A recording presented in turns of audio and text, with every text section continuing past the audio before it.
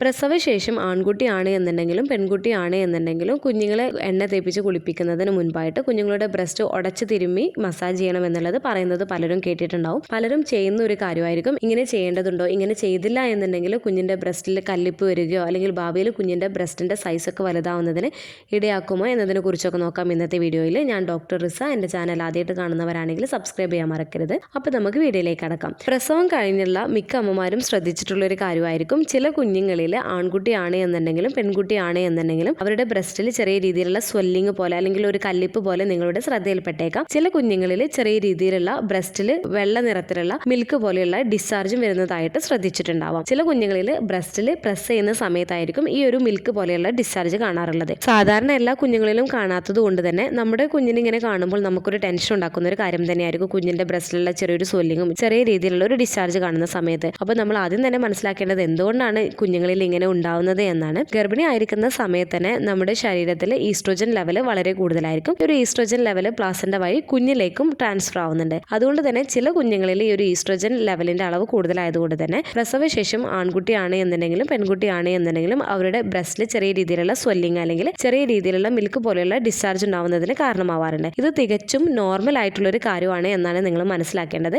ഇത് തന്നെ റിസോൾവ് ആവുന്ന ഒരു കാര്യമാണ്. ഇതിന് നമുക്ക് പ്രത്യേകിച്ച് ഒരു ട്രീറ്റ്മെന്റോ കാര്യമോ ആവശ്യമായിട്ട് വരുന്നില്ല. പ്രത്യേകിച്ച് നമ്മൾ കുളിപ്പിക്കുന്ന സമയത്ത് കുഞ്ഞിന്റെ ബ്രസ്റ്റ് തിരുമ്മി ഉടച്ച് മസാജ് ചെയ്യുകയോ അല്ലെങ്കിൽ അത് ഞെക്കിപ്പിഴിഞ്ഞ് അതിനകത്തുള്ള പാല് കളയുകയോ ചെയ്യേണ്ട യാതൊരു തരത്തിലുള്ള ആവശ്യമില്ല. കാരണം ഇങ്ങനെ ഉണ്ടാവുന്നത് ഹോർമോൺ മെക്കാനിസം കാരണമാണ്. ഇത് കുഞ്ഞിന്റെ ഓൺ ഹോർമോൺ സിസ്റ്റം പ്രവർത്തനക്ഷമമായി കഴിയുമ്പോൾ അത് തനിയെ പോവുകയും ചെയ്യുന്നതാണ്. അപ്പോൾ കുഞ്ഞ് ഗർഭാവസ്ഥയിലായിരിക്കുന്ന സമയത്ത് തന്നെ അമ്മയിൽ നിന്നുള്ള ഹോർമോൺ കുഞ്ഞിലേക്ക് ട്രാൻസ്ഫർ ചെയ്യുന്നത് കാരണമാണ് കുഞ്ഞിനിങ്ങനെ ബ്രസ്റ്റിൽ ചെറിയ രീതിയിലുള്ള സ്വെല്ലിങ് അതുപോലെ തന്നെ ചെറിയ രീതിയിലുള്ള മിൽക്ക് ഡിസ്ചാർജ് ഒക്കെ കാണുന്നത്. ഈ ഒരു മിൽക്ക് ഡിസ്ചാർജിനെ ബീച്ച് മിൽക്ക് എന്നാണ് പറയുന്നത്. ഈ ഒരു ഡിസ്ചാർജ് അല്ലെങ്കിൽ ഈ ഒരു ബ്രസ്റ്റിലുള്ള സ്വെല്ലിങ് കുഞ്ഞിന്റെ ശരീരത്തിലെ ഹോർമോൺ ബാക്ക് ടു നോർമലിലേക്ക് വരുന്ന സമയത്ത് അത് നോർമൽ ആവുകയും ചെയ്യുന്നതാണ്. ഏകദേശം ഒരു 2 to 4 വീക്സ് ഒക്കെ എടുക്കാം. അതുകൊണ്ട് തന്നെ നിങ്ങൾ കുഞ്ഞിനെ വേദനിപ്പിക്കുന്ന തരത്തിൽ കുഞ്ഞിൻ്റെ ബ്രസ്റ്റിൽ ഞെക്കിപ്പിഴിഞ്ഞ് മസാജ് ചെയ്യുകയോ അല്ലെങ്കിൽ നല്ല പോലെ തന്നെ ഞെക്കിപ്പിഴിഞ്ഞ് പാല് കളയാനോ ശ്രമിക്കാൻ പാടുള്ളതല്ല. ഇത് കുഞ്ഞിന് കൂടുതൽ ബുദ്ധിമുട്ടുണ്ടാക്കുന്നതാണ്. നിങ്ങളുടെ നഖമൊക്കെ കൊണ്ട് കുഞ്ഞിന് അത് ഇൻഫെക്ഷനിലേക്ക് മാറാം. അതുപോലെ തന്നെ ഈ ഒരു ഞെക്കിപ്പിഴിഞ്ഞ് മസാജ് ചെയ്യുന്നത് കുഞ്ഞിൻ്റെ ബ്രസ്റ്റിൽ